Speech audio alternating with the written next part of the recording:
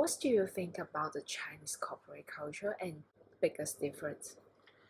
Well, I mean, if I talk, okay, let me just break it down to like different like reasons. Okay, the first one I would say is tardiness. Like Chinese companies, they wouldn't want you to be sluggish or be late for work, to show up late for work. And this is not only a thing for their own people, but also it is applicable for foreigners who choose to work here. Uh, it is somehow a good thing, which I feel, okay, yeah, you should, stick to the time, and you should be on time, you should be punctual. But sometimes you wouldn't want to, because they impose a hefty fine on you if you are late for work, and you just can't make up for that. You can't make up for that.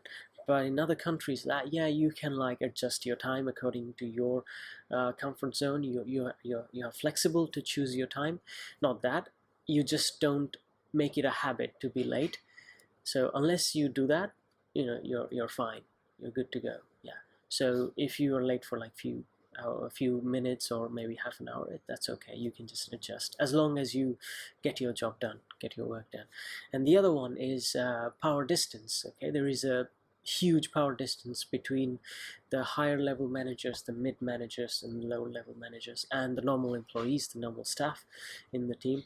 So for example, in my case, if I want to talk to my director, I have to first talk to my leader about what I'm gonna talk to him. So I have to inform her, or I have to ask for her permission in simple way.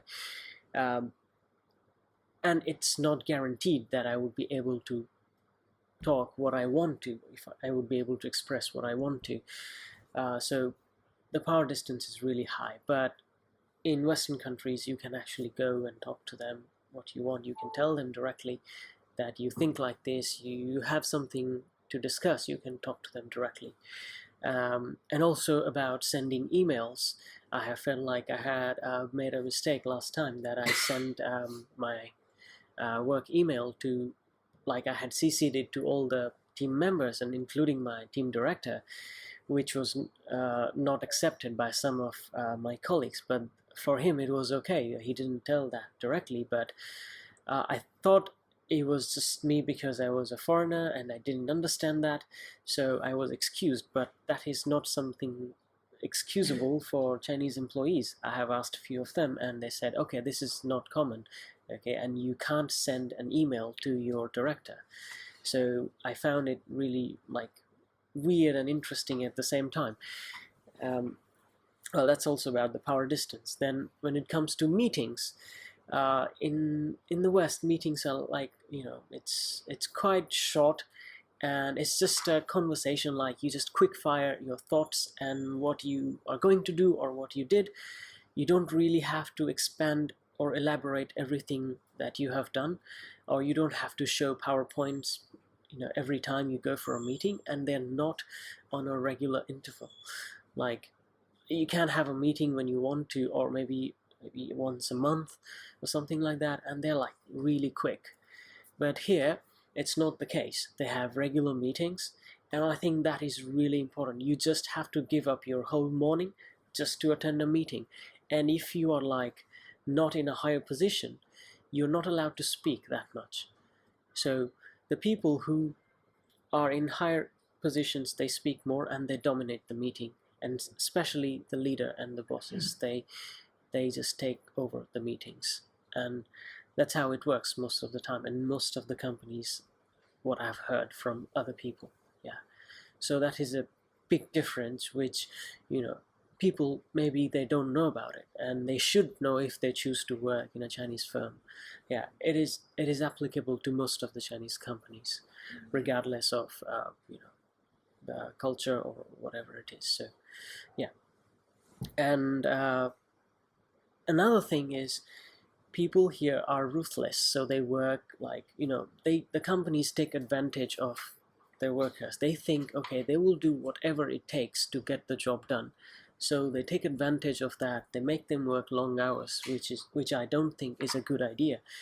It is good to be competitive, but you also need to make a balance between your work and your life, your personal life. Yeah, some people would say, I love my work, so I just spend more time at work.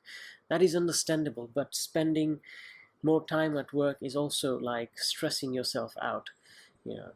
There is some limit for everything. So I think if you work for long hours in the Western culture, you'll be compensated for that, and they will be paid for overtime. And normally people don't do overtime unless you are like, you have something to do during your work hours. So you just have a flexible time, so you adjust it, coming some other time and working. And if you do overtime without any reason, people will think you're incapable. So you're not capable of finishing your tasks on time. So that's why you're doing overtime, not because you're hardworking or you're like serious about your job. So it's all about how people think about, how people perceive the working hours. Okay, so the long working hours is not a thing in the West. Yeah. And another reason is because there is so much competition here. The Chinese companies, they take advantage of that, because if you don't do long hours, then someone else will do it.